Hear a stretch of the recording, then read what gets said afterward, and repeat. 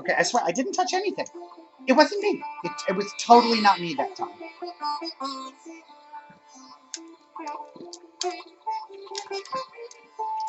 This is an incense holder made of soapstone. It became part of our altar many years ago and holds incense.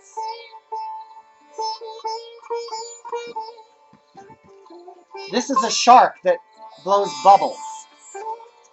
Came from the 2006 conclave. A sister from another city brought it to us.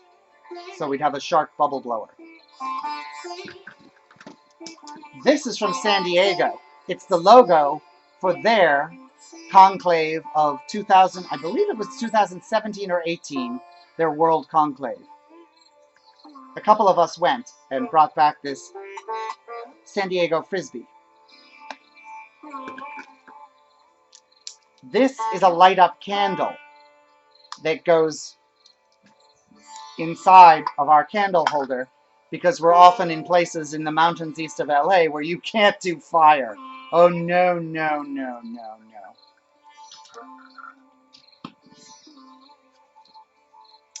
This is a recent addition.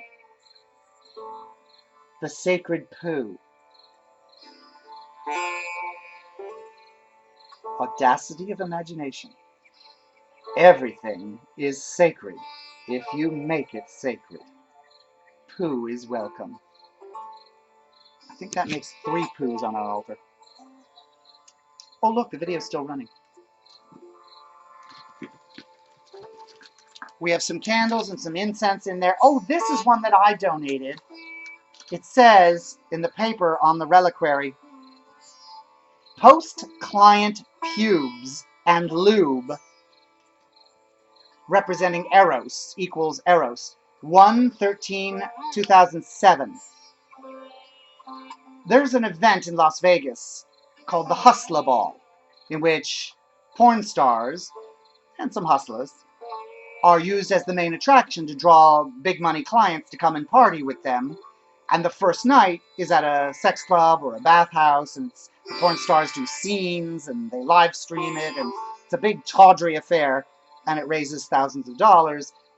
It is for profit, but they allow the sisters to come, and we work the coat check room, and we make $600 to $1,000 that we give to charities.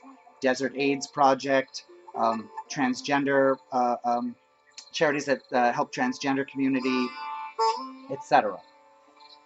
Well, one of the porn stars, who was also a hustler one year, went off to service some clients at the Palms, that's why it says Palms, Palms Hotel, and it was a 26 and 28-year-old couple, quote, and they were hot, he said. And so I asked him, as a representative of sex workers and open sexuality, if he wouldn't donate some of his pubes, still covered in lube, as he told us, to us. And they're in here, and you can't see them. He was not very hairy, but they're in there. So, porn star, hustler, Las Vegas sex party, sex work client, sex worker, pubes with lube in this sacred reliquary. The audacity to love and respect all people. All people.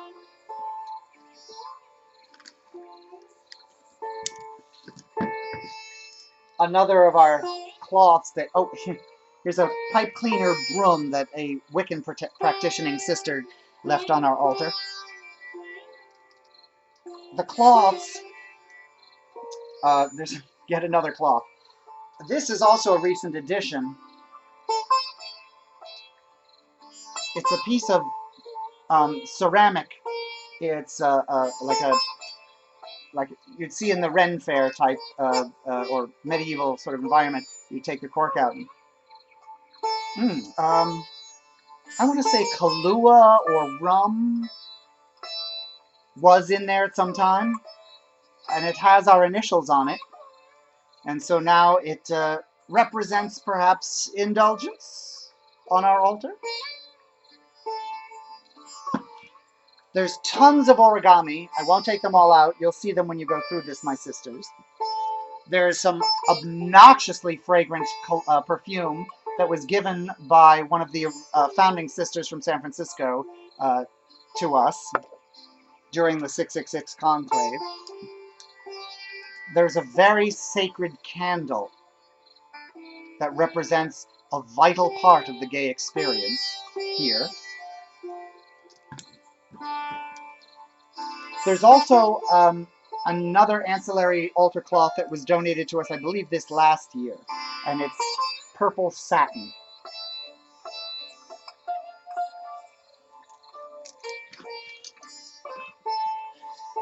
Then there's this. Was it Sister Jezebel who gave us this, or was it Sister Illuminati? It was part of a workshop, and there's nails in there somewhere, and you're supposed to balance a nail on top and then two on either side, and the whole thing balances, and it teaches you how a group placing themselves in balance can do something that looks impossible.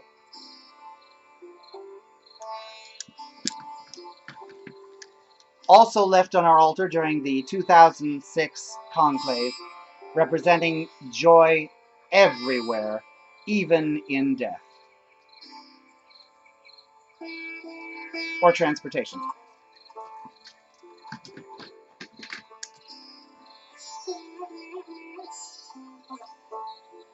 This was the powder brush of Garde Mardi Gras.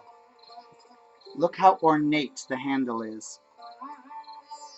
Garde Mardi Gras battled with cancer for a long time. Ultimately, he lost. The love of his life, Garden of Eternal Delights, Gardeni, asked us to perform last rites over Mardi Gras' body and to put his guard makeup on his face right before he was cremated. So the night before he was cremated, a number of us went to the mortuary, and there in our own secluded room, we put the makeup on his face, sometimes his skin coming easily away.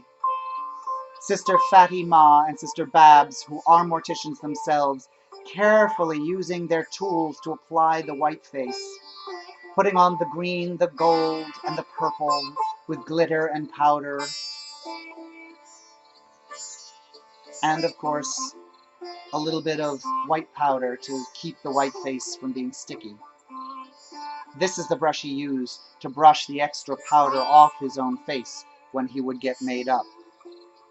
There was a table with some of his belongings, and we sprinkled glitter over them and gave them blessings. And this was on that table.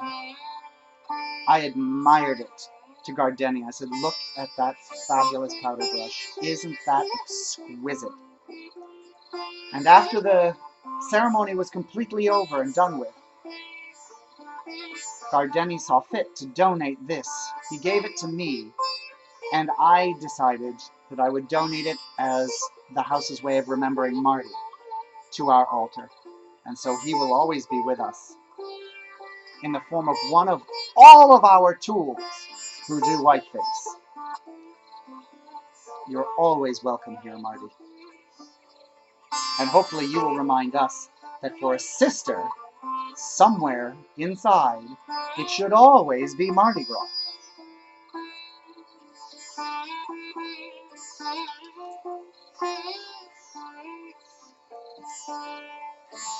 These are the sacred objects on the altar of the Los Angeles Sisters of Perpetual Indulgence. In an earlier section, I said there'd be a quiz. Here's your quiz. It's one question. What is sacred to you that you will add to our meaning and our mission by bringing its ritualized symbol to your altar? I'm so glad we're sisters. Now please come over and help me put all of this crap back in this frickin' Office Depot box. Because it's Saturday night and I've got a video game to play. Yeah, I know, I'm supposed to go out. You get old enough, you're allowed not to. Save me a drink at the bar.